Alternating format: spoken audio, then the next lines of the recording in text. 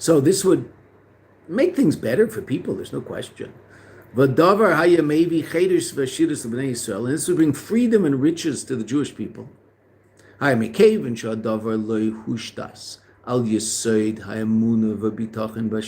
since this wasn't founded on the foundation of Emunah and Bitachon in HaKadosh Baruch Hu, which the American Revolution, interesting enough, was, Hevi Adavar Ima, it brought with it, the Rebbe doesn't say that, but it is interesting, Ubamiyuchad al Yedei Napoleon, Gisha l'chayfish baruchnius.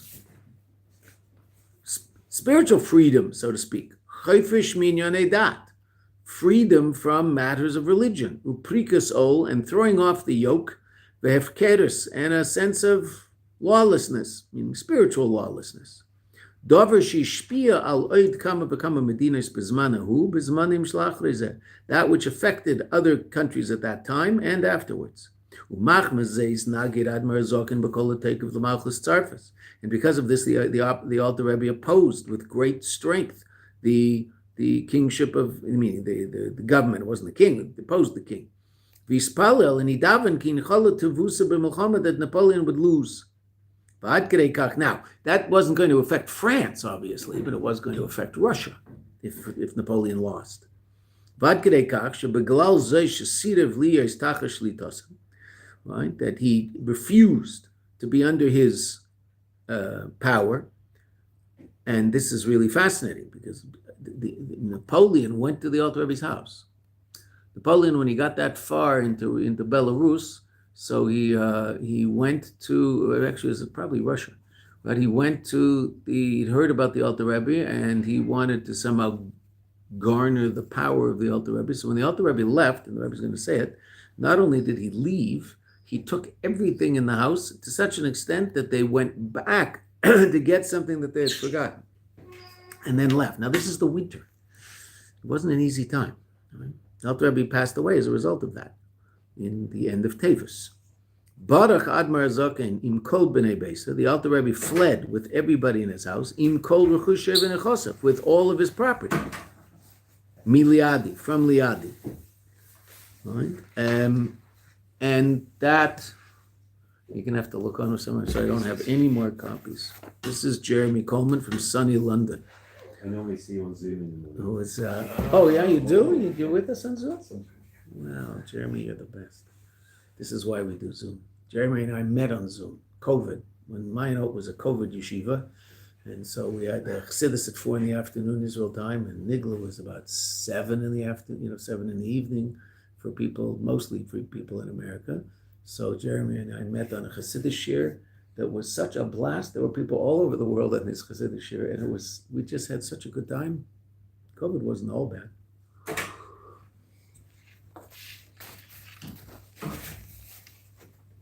Since then, Jeremy has been a stalwart of the Mayanot family. Right? So the Alter Rebbe ran away with everything. And he really didn't want Napoleon to touch any piece of his Gashmias and took it all away. Now that's crazy, right? Because you're putting it on wagons. Took it, everything. Went back to get something they forgot. And Napoleon went to the house. They say Napoleon went to the Alter Rebbe's house and was looking around for something, thinking that if he was in ownership of that, it would give him more power to do whatever it is that he wanted. As a result, LP, natural reality, right? As a result of this fleeing and the movements from place to place that came as a result of this, the Alter Rebbe passed away because he got sick and couldn't be in anywhere where he could be taken care of properly, and passed away Meitzi Shabbos, Chaf Dalet Tevis, in a little town called Piena, and then was moved to Hadich. And that itself is quite an astounding story, that moved to be buried in Hadich. That was the closest Jewish cemetery. Va'admar, and there is the Jewish cemetery, if you've ever been to Hadich, so the Alter Rebbe is there. There's a big building, but all around are kfaras. It's definitely a cemetery. Ha'admar azokin hiftiach la'admar emsoi ad k'dei kach. The Alter Rebbe promised to his son, ad k'dei shvu, it is to the extent of an oath, sherusia tinatzeich l'milchama, that Russia will win. And that's what happened. And the Jews were saved from this undesirable influence. That was being spread with sarfas, haisam and atzachas. Im sarfas, haisam and atzachas is we'll see if it would have been spread if sarfas had won, if Napoleon had been successful. And Am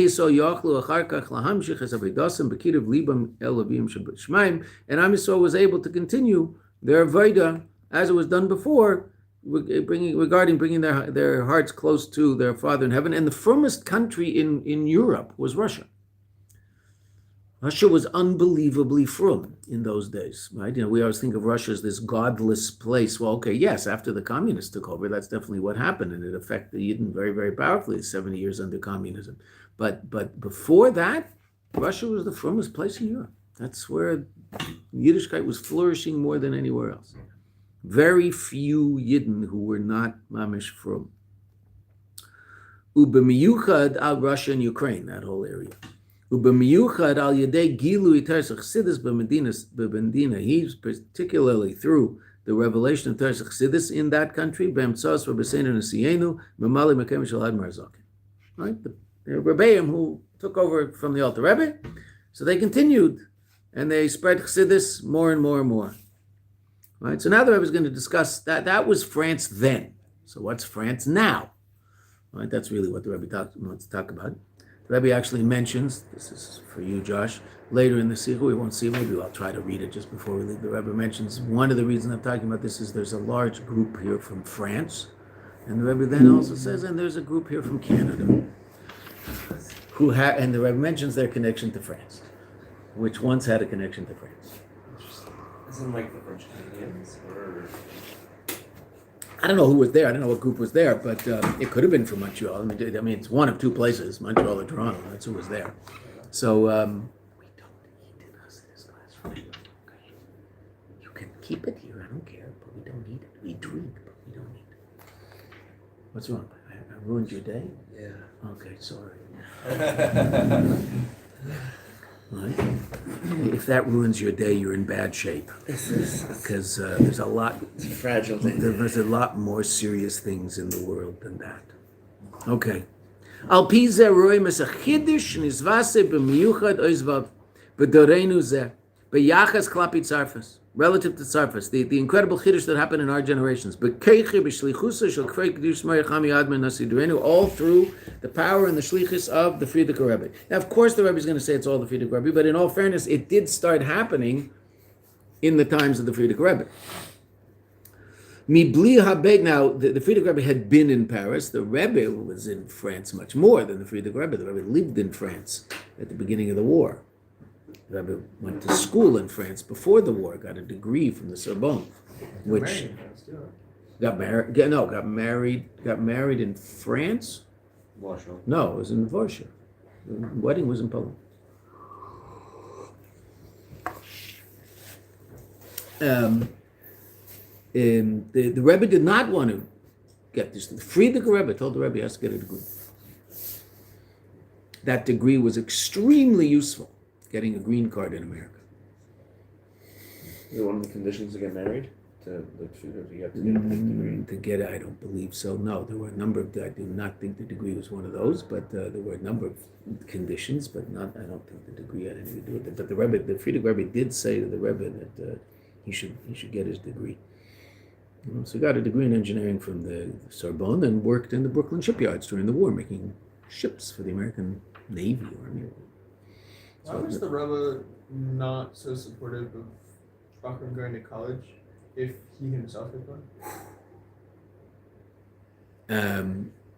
The Rebbe says very, very clearly the information they learn and the environment is not an environment for a Jewish soul. There are very few places that are more depraved than a college campus. Right? Very few places in the world. Just complete depravity. Now it's become also absolute moral depravity. It used to just be, it was moral depravity in another way. Now it's just completely awful. But I had a friend whose sister in France, in Paris, he lived in Paris, asked the Rebbe, this is 60 years ago, if she could do correspondence courses. And the Rebbe said no. Told her not to. Any Baal Tshuva that I know, except two, who were in college and asked the Rebbe should they quit, the Rebbe said no, you should finish your degree. If they got from in the middle. I told them to finish their degree. Two people I know who were told not to. One was in creative writing in Colgate University, and he was told no, don't go back to university. And his name is Eli Tauger, and what does he do? He writes books in English. So I guess the Rebbe didn't think his creative writing degree in Colgate was necessary because he writes books in English.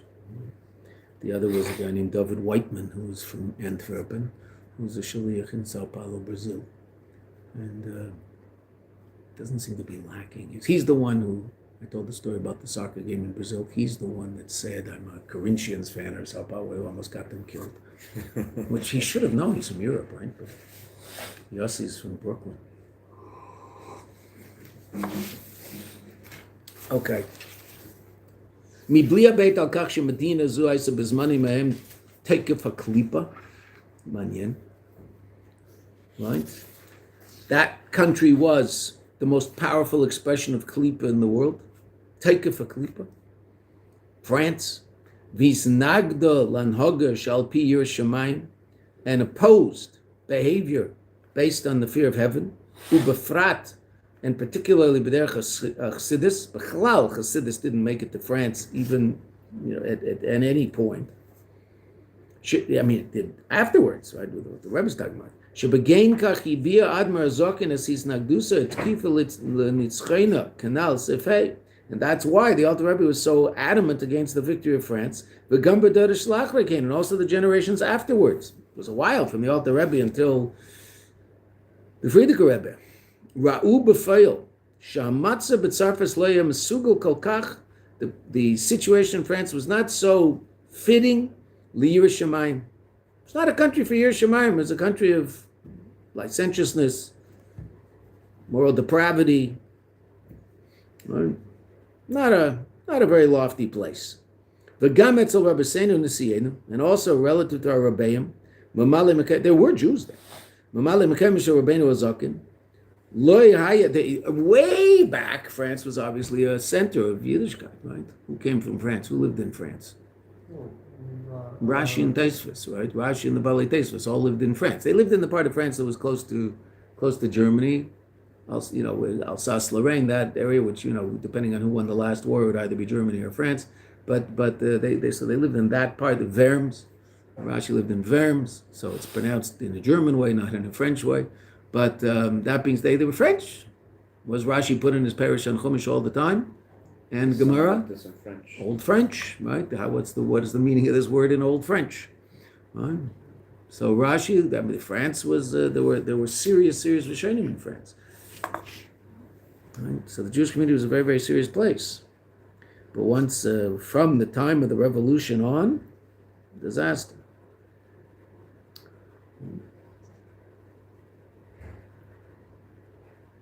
V'gam etzel Rabbeinu, 3 lines up, Nesienu, Mamale Mekem Shel Rabbeinu Zaken, Lo yaya kol kach b'kfiyas inyan gilui of afatzas teres chassidus b'tzarfas. There wasn't so much citizens in Tzarfas, and they weren't there. Right? Nishtana matzav zeh lachreina, this changed recently mina kotze lekotze, from one extreme to another extreme. Top of the left-hand column in 403. Asher lo yirak she'or kedushi giya, not only did the light of holiness arrive mimakim from somewhere else, veheir gamsham, and illuminated also there. And it is very, very interesting, just the irony of it all. The aristocracy in Paris at the time of the war were pro-Napoleon. They spoke French. Right? The aristocracy in Russia spoke French. Right? And were not on the Tsar's side because they were sophisticates. They were on Napoleon's side. Now, they had to keep that quiet because they would get killed, right? But I'm not telling you to read it now, but if in your past you ever read Tolstoy, so you would have run into that they spoke French, had French names. the aristocracy in Russia, right? And so, why am I saying that? Well, it's just so ironic because what ultimately happened was it wasn't that France ended up affecting Russia. Russia ended up affecting France because Hasidus from Russia came and completely changed France. Right? The Heir it came from another place. Where did it come from? It came from Russia. The Heir Gam Sham Ella Shehudim Leim de Torah Nigla de Torah Pnimius Torah. Right? That they're Jews who learn Torah, Nigla, Gemara, Halacha, Pnimius Torah, Chassidus, Umekaime mitzvahs b'ir Shemayim, and perform mitzvahs b'ir Shemayim. Hisiyashvu Sham lameshach zman, settled there. Russians came, also. Who came to France? Started coming to France in the late 40s. It's Jewish life, man. You gotta know these sort of things. This is Jewish life. And it's not like this is ancient history, you know. Your grandparents were alive when this was happening. You know? Who came? Who's France full of today? Baruch Hashem. Sfaradim. Why did they come to France? Where did they leave? First of all, what language did they speak in Morocco and in Algeria and in Tunis? And French. They all spoke French, so that was the most reasonable place to go, right? Or if they came to Canada, where did they go? Montreal. They all moved to Montreal, right? A huge Sephardi community in Montreal, right? Okay, why? Well, speak French. Different French. What? Are they speaking French from, you said from Spain? Spain? They weren't speaking French in Spain. Where did they come from? Morocco, Algeria, Tunis, Tunisia. Why were they speaking French? You live in this little bubble. Nothing happened before 1982. You know, oh, the Beatles. Oh, they were a band in the Second Temple period. Is that when they were around? Right? My goodness gracious. White-faced Europeans took over the world and pillaged and plundered all of it and divided it up amongst themselves. The Spanish basically took over South America and destroyed it. And the French took over North Africa, right, and took all the good stuff from North Africa back to France. And the Spanish took all the good stuff from where they were, and the English took over basically the sun never sets on the English Empire was true, right? Much of the world was run by England. The English, to their great credit, and this is hard for me to say, but I'll say it for Jeremy. It is hard for me to say. No, I know, I'm just kidding. The England, to their credit, is the one conquering power that when they left the places they left in extremely good shape. So all of the countries that the English were in are now vibrant democracies. Canada, New Zealand, Australia, America, Hong Kong.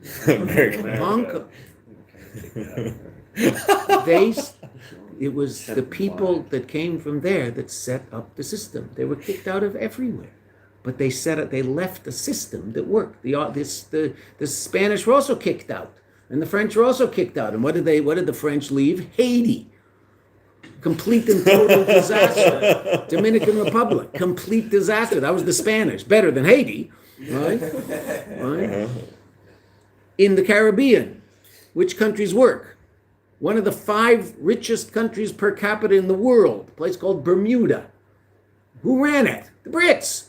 When they left, it was left in order. India, biggest democracy in the world. Who ran the place? The Indians. The English, when they left you got to give them credit for that. You really do. Everywhere they left, those are the places in the world where you might consider living.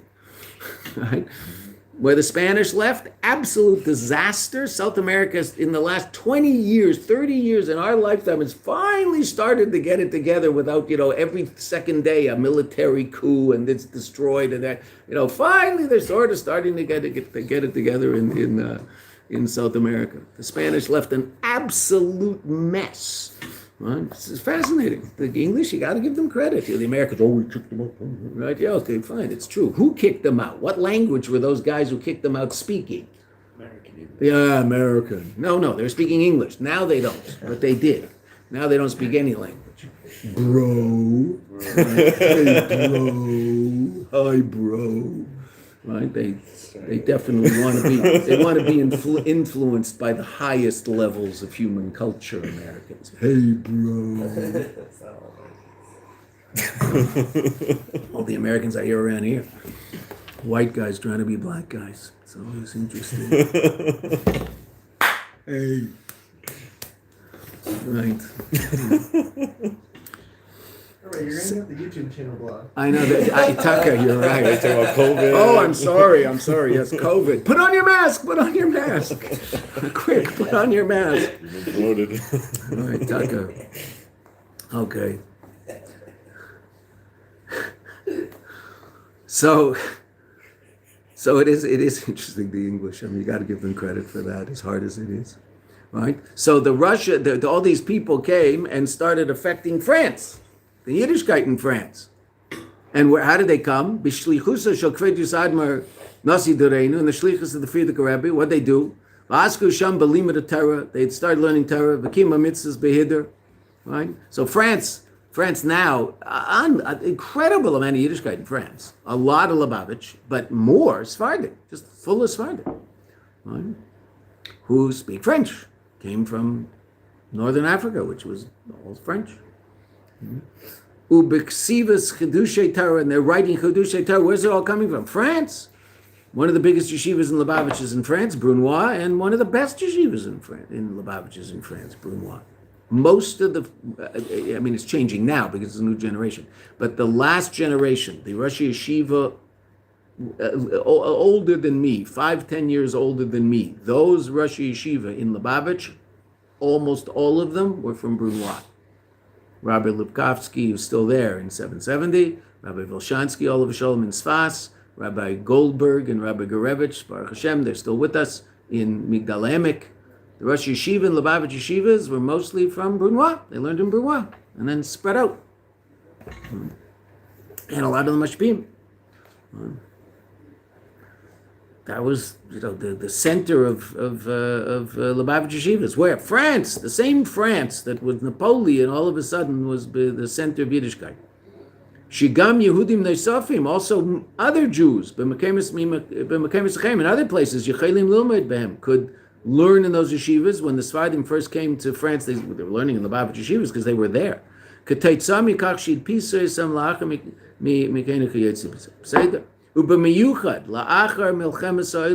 Specifically after the Second World War. They reached there, Bashkocha Pratis, Yasham Yehudim, and Medina Shenis, from all sorts of different places. France became a center of Yiddishkeit. Of the spreading of Torah and Yiddishkeit in general. Mayanot, and especially Chassidus. France was a center of Chassidic life. They established there many institutions of Torah and Tefillah, Kailal, B'miyuchad, Kailim for Yungalite, Yeshivas Temchet Tamimim Lubavitch, right? Temchet Tamimim in Brunois, V'gam Achet Tamimim, different branches of Temchet Tamimim, B'chayetz B'zeh. Im Kama V'kama Snifim, branches, V'chein Meizdeis Chinuch B'chlal, educational institutions in general, Al Taras HaKedesh, that were teaching Torah the way Torah was always taught. V'neisef L'kach, U'matpisim, Sham Svarim benigla de Torah ubepnimis de Torah ubechol zeh beifen de heilige meisiver. Right? They were printing things. They were translating. There's talk about here translating things into French. All sorts of French books. So people who didn't know so much could also learn. Became a place of tremendous Yiddishkeit. France. Right?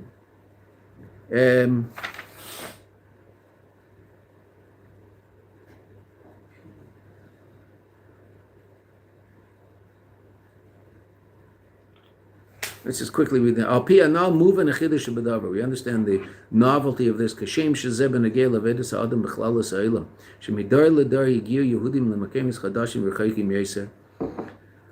It's like in general, Jews have come, especially lately, as the Rebbe is talking about. That's why this sikh is a sikh. It's important to learn, to understand something about Golus from a different perspective. Yes, Golus is on some level a punishment. There's no doubt about that. The Eibishter says, if you don't behave, I'm going to kick you out. And he kicked us out of Eretz Yisrael. There's no question about that.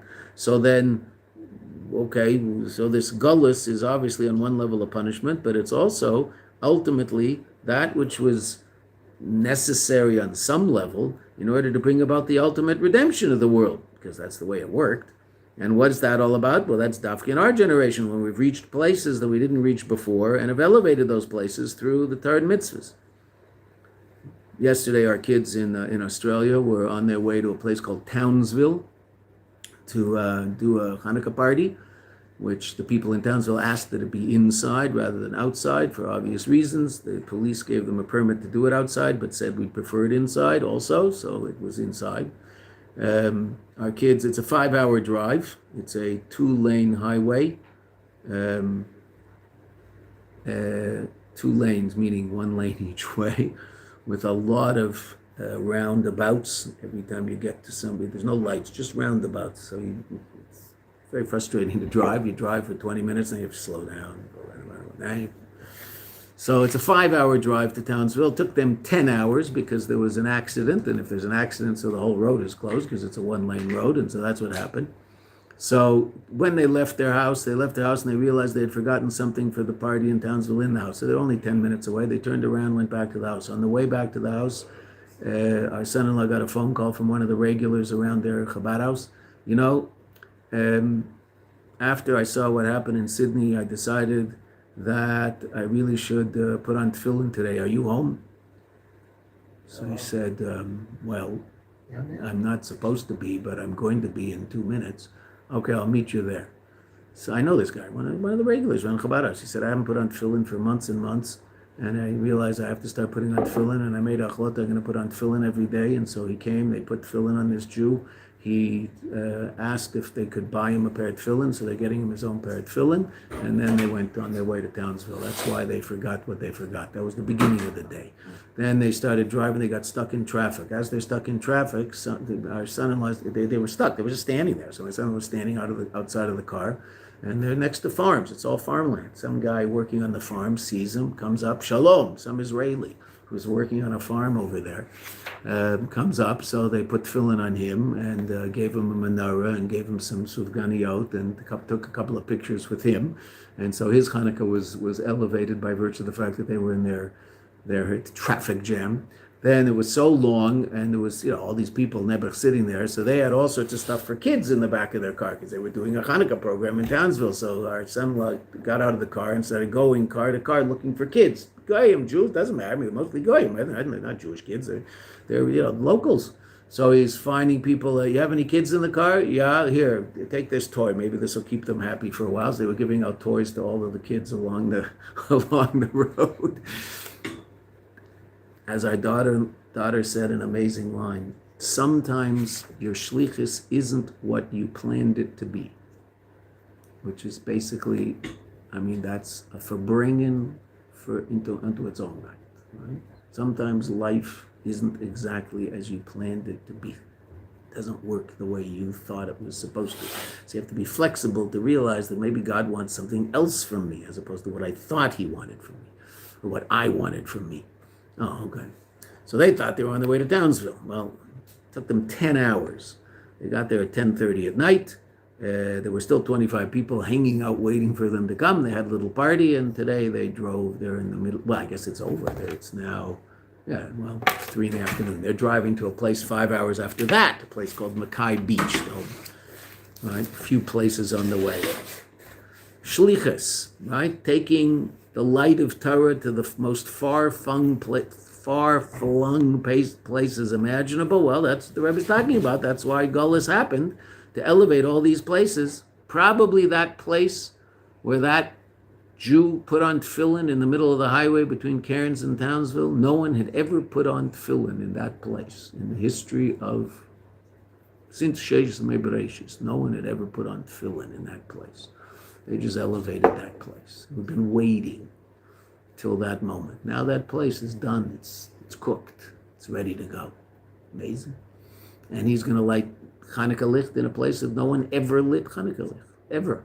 Right? He's going to light it on that farm that he's working on in the middle of... that's the bread basket of Australia. That's called Northern Queensland. That's where all the food is grown. Magnificent place. So a lot of Israelis who come and work on the farms. Okay. Crazy world the Eibishter created. What are we doing out in those places? Elevating them, right? Turning them into places of light. Al pi anal muvan a chiddush bedavar. Kashem shezem enegel avedis adam bechlalos ha'elam shemidoy ledoy yagia Yehudim lemakemis chadashim rechakim yesod. Yidden come to new places, far places, Australia, Cairns. Kedei lifol shames abira mizbakesh. Why are they there? In order to bring about the rectification that is required in that place. Shar shleimus abira hu b'shashim izyashvim b'makom ahu. Right? The ultimate birur is that you're dwelling in that place, not that you're visiting. Sometimes you visit. There's places you visit and you have something to do in that place and find a spark in that place and elevate that spark and change that place. Okay, sometimes people live there. And what do? They elevate, right? What does it say? Azla karta halak b'nimuse. You go to that place and you act in accordance with their culture. Right? Now again, only in the way that's mutter. Right? But so you're going to speak their language, you're going to do business the way they do business, etc., etc. Okay. Going to be involved in the political reality the way they are. I mean, make sure that everybody knows they have to vote, because if you can have any influence whatsoever on a situation, so you have to take advantage of that, even though you'll say, well, I don't really have any influence. That's not true. If you vote, you have influence. 1 in 5 million, that's called influence. Okay, if everybody there didn't vote, so then the someone else would win. Okay, fine. So you do what you have to do in order to elevate the place. Menatzlim games minhage amakim. So there you take advantage of the customs of the place. Kedei lo'isi b'vedus Hashem. Okay, so there they were yesterday in the middle of a place that, what are the customs? Well, everybody's a farmer. That's what they do, and they all walk around looking like farmers. And so this Israeli walked up to him, I have a picture of him, right? Walked up and looking like a farmer, rolled up his sleeve and put on tefillin. Not like a farmer, like a Jew. So too the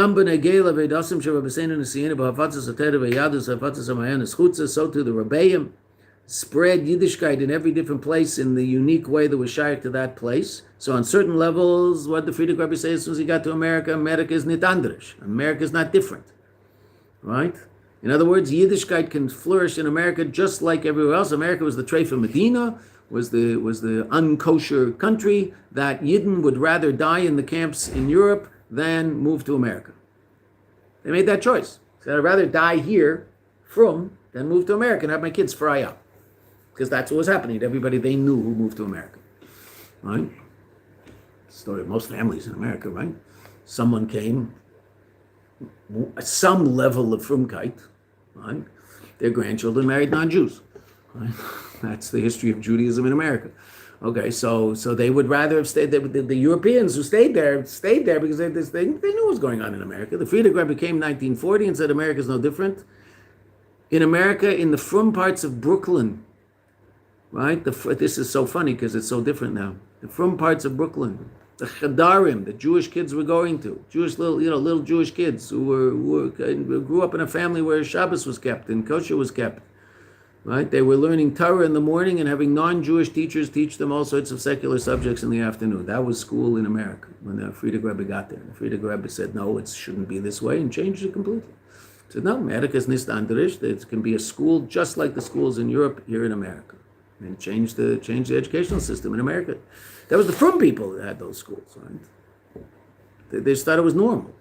Rebbe said, it's not normal. It's not what you had in Europe, so why do you have it here? Right? So he changed it. And so people got an educational Taras HaKodesh, right? Okay. We've spent so much time focusing on the complexities, pros, cons, whatever, of especially like France, Eastern Europe. But for sure, like the complexities of people moving, especially from Europe to America, and what you're talking about of the pattern of losing their firm credit is maybe even exaggerated. Why does the Rebbe decide to focus on Europe instead of... Well, he's talking about France. He says why he's talking about France, because there was a whole group of people there from France. Mm-hmm. But he says that what we're talking about in France also is shaykh to everywhere in the world. He's just using France as an example, right? Because France was, meaning what America might look, it wasn't as bad as America now, mm-hmm. but what did France represent?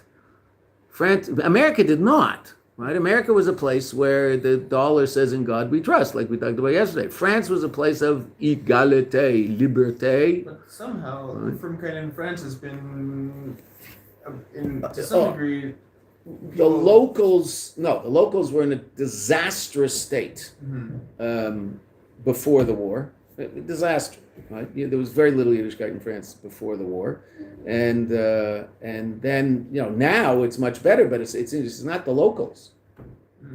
It's who made France a place where Yiddishkeit is flourishing. Obviously, yes, Lubavitch has had an impact on the locals, but mostly, I mean, the Yiddishkeit in France is the people who came from North Africa. That most of the shuls are the Sephardic shuls. The local French Yiddishkeit, there wasn't much. Then the Russians moved in, and some Hasidim moved in, and a lot of Sephardim moved in after the Second World War. Meaning, why did the Sephardim move there? What caused them to move? What happened? The state of Israel was established, and what did that mean? They were no longer welcome in Morocco, Algeria. They had to get out. So a lot came here, and a lot went to France. Right. Apartheid, the apartheid states of Morocco, Algeria, Tunisia, Palestine, so-called Palestine. Right. If anybody ever talks to you about Israel being an apartheid state, you should say, you're right. There is an apartheid entity here in Eretz Yisrael. I agree with you 100%. You call it Palestine. I can't go there. I'm not allowed. Because I'm not a so-called Palestinian. It's an apartheid state. You're 100% right. There is an apartheid state here. It's just not called Israel. It's not an apartheid state. Come look. Ramallah. Ramallah is an apartheid state. You go to Ramallah, you probably won't come out alive. God forbid, don't go. There is an apartheid state around here. There's no question about that. State. Political entity. Whatever it is. Right. Okay. So the Rebbe's focus. What your question is a very good question, because I mean, but the Rebbe's in America, and certainly he's bringing France as now. France is an incredible example of all this for another reason. The Rebbe's going to mention. First of all, Tzarfat is Gematria 770.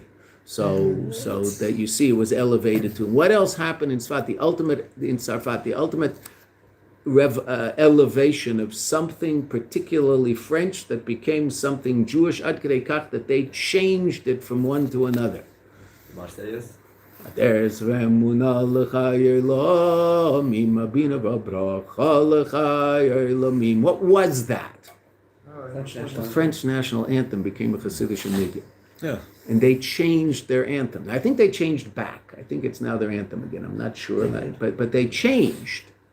They changed the Rebbe mentions it in the scene. They changed their anthem, right? Because we had elevated their anthem up to being a Hasidic niggun. Most people who sing the niggun don't know it has anything to do with France, right? Of course, that Shabbos, that was sung with a lot of gusto at this Farbrengen. I was at this Farbrengen, right? It was sung with a lot of gusto. We didn't understand. I couldn't hear the Rebbe speaking where it was, right? So you don't know exactly what's going on, but you can figure out from the vibes, the nigunim, and the things get said. The Rebbe keeps talking to the pyramid on the right. He looks there a lot. That's where all the French contingent was, and all the Canadian, I guess. Right? Because if they ever said there's also people here from Canada, not from Toronto. Right? Okay, we have 5 minutes. Let's just go to the end and we'll see what the Rebbe says at the end. Right? Here, look on page 406. What? Yeah, right. I want you to see that little piece. Don't think I made it up. Right? All right, so the Rebbe is using this as a this is all just a mushal. Okay, so look at 406 on the bottom right column. Lahoisif, al derech tzachus. Tzachus means, if sometimes tzachus means, something light and something, it can be humorous or it can just be, of general interest, but not of great depth. But okay, so al derech tzachus, varemez in a hint, sarfas. He be gematria sheva me'es v'shivim. It's gematria of 770. Shleimus a mispar sheva, which is the complete now. 770, I understand. It's the address of the Frierdiker Rebbe's house, but it also has numerically it has a lot of importance. What's 7? 7 is the root of the world. The world was created with 7 middays, 7 days. 770 is the shleimus of the number 7. 7 in 700s, right? The number 7 itself and 7 tens. Right? Shleimus of Mispar Sheva, Kefi shekol echad kolu mi eser, as each is containing eser. Kefi shekol echad kolu mi meya, as each is containing 100. Sheva me'os. V'shneiim yachad, Sheva me'os, v'shivim, yesh leim v'shadav zem rames. This hints shebebiruram shel medinas alalu, in the rectification of these countries, nigmar v'nishlam bitur kol ha'olam. The whole world, that whole nature of that country has been elevated. Shenivra v'shevis yemei abinyan, that has been created in the 7 days of creation. B'chol ha'pratim ha'pratim ha'pratim, with all its details and the details of the details. Yes, okay, 770. This is the number of the house of the Frierdiker Rebbe. Asher boi chai, that's where he lived. V'ovid avidosa be'eser shanim achrein shel chaim chayes be'el maden, where he lived the last 10 years of his life. B'artzos abris, in America, chatzi kadur tachton. V'yesh lemer shezem ramez ale inyan hasheni. This hints at the second thing which we skipped.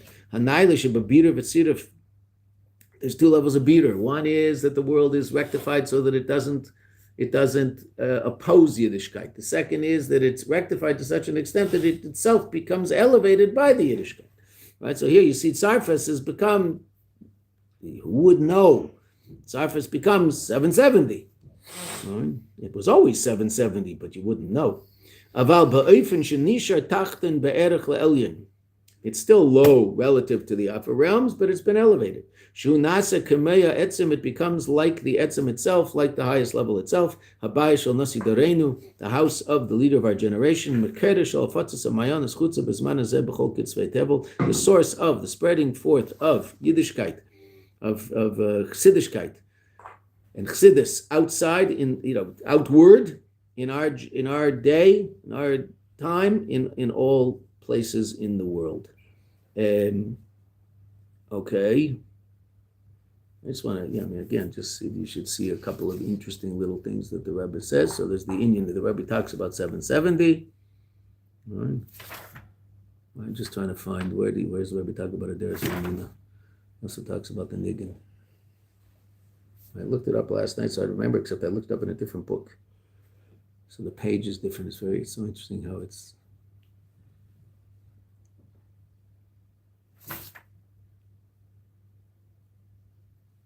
No, where is it? There's another. No. Okay, look in Yud Beis. Let's go. Let's just see Yud Beis. We'll quickly go through the end. Mizeh. Right. Page 408. So he talks about Hanukkah. Right. This was said Chaf Gimel. This was the Kfiyas of Tafshin and Beis was the same as this year. Chaf Gimel, Parshas Vayeshev, was the 23rd of Kislev, just like this year. Right.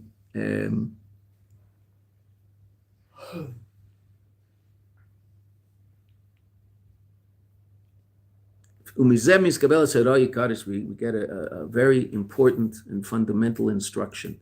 We're standing in a time after all things have happened, and yet the Geula still hasn't come. So therefore it's certainly the proper thing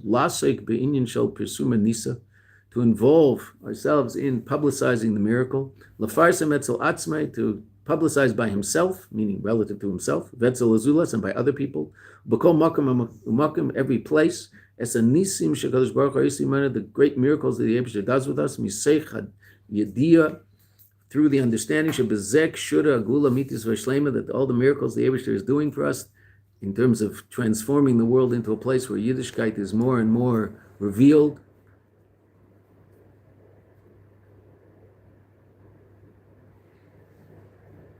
The Rebbe talked about that relative to Hanukkah, but also about just being sensitive to the miracles of our day, that so many places in the world are being transformed by the power of Torah and Chassidus. Right? And that the coming of Mashiach is connected to this. All the more so Hanukkah, that Hanukkah is all about publicizing the miracle. That's why we like Hanukkah Licht. We should use these days, take advantage of these days, in addition to all of those things that we do, including Mivtzah Hanukkah and going to all sorts of places. Yesterday, my son's yeshiva up north. My son teaches in yeshiva in Sfas, so the Bochrim went up to the Lebanese border to make freilich with the soldiers. So times have changed, Baruch Hashem, very quietly over the last year, right? Everybody was screaming and yelling about Gaza. Well, we basically took over South Lebanon, right? So that all the problems that were coming from South Lebanon are not coming because it's all under Israeli control. We took over a huge chunk of Syria, the part of Syria that was dangerous. So here they are on the border, and the Mempei, the Mifaked Pluga. So he's got a couple hundred soldiers under him. He's in charge of a tank. So he said, "Oi, the soldiers just left. They went into Lebanon. Come, let's go. We'll catch up with them." So they're in their van, an army jeep in front, an army jeep back. They drive for 12 minutes into Lebanon. These kids are like, wow. They don't tell their parents. They're so excited. They drive 12 minutes into Lebanon and catch up with the soldiers and give them sufganiyot and chanukiyot and dance with them and sing with them and have a good time. Then they come back out of Lebanon and he asks, "You had a good time?" "Yeah." "Oh, good. Okay. See this tank? This is my tank. This tank's been with me up here in Lebanon. This tank has been in Syria. This tank has been in Gaza." He took every single one of them, 4 at a time, no phones in the tank, no pictures in the tank, for a 10-minute ride in his tank. He took all the kids for a little ride in the tank. They were over the moon, these kids. These are 15, 16-year-olds. They were over the moon. He said they were riding around in this tank, He's having such a good time. So, right? Hanukkah, Mitzvah Hanukkah. Right? I used to take my kids. The kid also used to take Bochrim. We used to go every year to there was a base I used to go to every single year, which in those then it became a Palestinian prisoner base, But for years it was the place where they fixed tanks. They had a bunch of hangars for tanks, and so we would go and go from place to place and give out sufganiyot and chanukiyot and l'chaims to the guys who were able to drink l'chaims, which no one was allowed to, but some people did, and a little, and make freilich in the army base. So because of all these tanks, so when I would go with my kids, and they would always let the kids climb into the tank. They wouldn't drive it around, but they'd be able to climb in and look around and come back out. I've never been in one. My kids were. Right? So what should we do? We should have farbrengens, right? And I was usually every year I have everybody over for a latkes oven, in our house. I'm sorry this year it didn't work out because it was supposed to be last night, but our son with 10 kids decided to show up yesterday afternoon, and I knew that already 2 days before, and I said, well, that doesn't end to our chance of having a latkes oven tonight, so all of them are showing up. So the 2 nights that worked for us didn't work, so I apologize for that. But you'll be in other people's houses, which is much better than ours, but you won't taste Malka's secret recipe of latkes, which is a problem, because it's very good. Malka's secret recipe, a pretty good latkes. Today, you have a lot of chassid tonight, all the kids are making latkes. 2 bags of potatoes, bought yesterday. Right, all the days of Hanukkah, and speak their words of Torah, Nigla, Pnimius, and to make Achlatus Teves, and this is all connected to Tzarfas, right? Mikaven, and here the Rebbe says it, in Yud Gimel on page 409.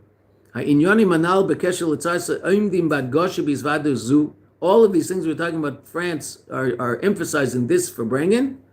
Why? Because there's a big group from Tzarfas. Now, every week there was a group from Tzarfas, but I guess that week it must have been a bigger group. They came to spend Shabbos here. Base of Knesset, base of Medesha, Kreitzus Meicham Yad Menasi Darenu, 770. Ubefrat, Yehudim Elu, these Jews, Eiskim Bebnias, Hamezdes Chadashim B'Tzarfas, they're building new institutions in Tzarfas, Ubad Pasas Sfarim Chadashim, and they're printing new books. And we see how this is so important relative to the rectification of the whole world. Tzarfas being the lowest place that was elevated to a very high place. This obviously is going to increase the success that they'll all have begashmis beruchnius, the fact that they're here and we're bringing about it. Umeisiv bekesher shalhem im Torah mitzvah, and this will add to their connection to Torah and mitzvahs. Ayadei zeshem meisifim bepashtus bekim Torah mitzvahs, by virtue of the fact that they will increase in the simplest way in performance of Torah mitzvahs. They'll do more mitzvahs and learn more Torah. They'll give lots of tzedakah. Shemakareves as a geula that brings the geula shal Yisrael b'chol olam kula. Lochein mi'anochen lechabedesam. Therefore, it's reasonable to give them honor. Ba'amiris l'chaim. They should say l'chaim. Now I mentioned that right at the beginning of the Farbrengen, the Rebbe said l'chaim with them in French. So here the Rebbe says at the end, umized timoshe chaysofa b'chaim, and this should bring an increase in chaim l'kol echad mihem, to every single one of them, l'kol mesubim b'seich klal Yisrael, and all those people who are around them. Ula haisif. Shinim Saim Khan, left column on page 409, Gam Urchim Medinas Canada. Shahaisa Lapam, that had one, Shaykhis Lamedinas Tzarfas. That had a connection once to France. V'yirotza and Shabir v'aficha shel Tzarfas, should be the Avish's will that this rectification of Tzarfas, Yachad, Im Shleimus, Avedis, Abiruim, B'chol Olam, including together with the completion of the Avedis Abiruim of all of the world, which the Rebbe talked about 2 weeks before this Sikha. Yaviu tekef miyad b'feil mamish. This should bring immediately, as kiyum yehud, the fulfillment of the pasuk that we quoted earlier from. Who was it? Was it Ovadia? Who was it? It was Ovadia. Yeah, it was Ovadia. The Navi Ovadia, who said, "V'golas echel is elimnei Yisrael ad Tzarfas." The Yidden in Golas will reach Tzarfas. Ultimately, they'll all come back. Yershu Azari Negev, they'll come back there to Israel and they'll inherit the cities of the Negev. Va'alu Meshim Ba'tzin Lishpetes Aresa Ba'isa Lavaya Hamlucha Begula Mitis V'Shleima Al Yedei Mashiach Tzidkeinu. Right, and this is all happening through Mashiach. And where does Mashiach come from? Paratzta Alecha Peretz. Right, Peretz is the grandfather of Mashiach. And what do we say about Peretz when he was born? Paratzta, he burst out. Paratzta, Oisis, Tzarfas, Gematria 770. Zeh Mashiach, Peretz is the source of Mashiach. Shenemar Allah HaPeretz Lifneim. The one who bursts forth will be in front of them.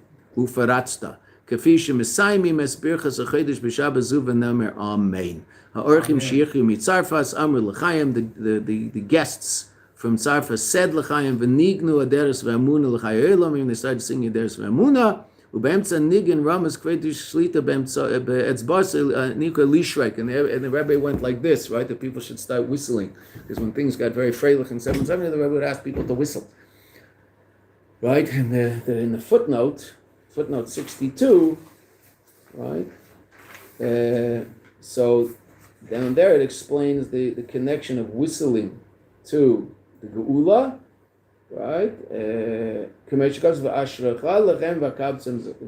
Zechariah it says Al Ashraka Lahem, like, which so it means like I'll whistle to you, Vakabtzim, and I'll gather you all together. So it's like whistling to gather us all together to go together to Eretz Yisrael. It's also another Indian in whistling, that whistling, we don't whistle, right? Jews don't whistle. Right, and people get very upset. They got very upset that the fact the Rebbe would make people whistle in Farbrengens. There was a lot of whistling, and things got very simchadik. What's the idea of not whistling? So Chazal say that when you whistle, you bring shadim.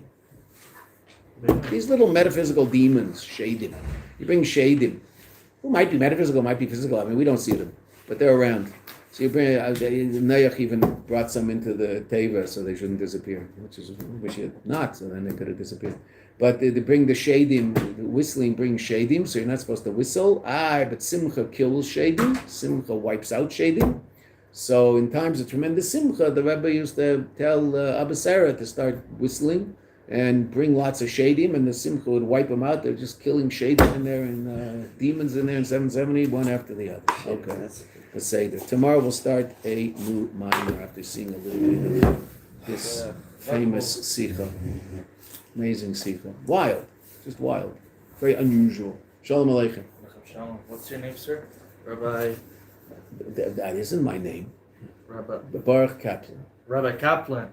I've heard so much about you. I don't believe everything you've heard. You have to be very careful. You never know. What's your name? Omri Gabbai. Omri Gabbai. Where are you from? Me? Well, since I'm on vacation in Israel and I really wanted to learn some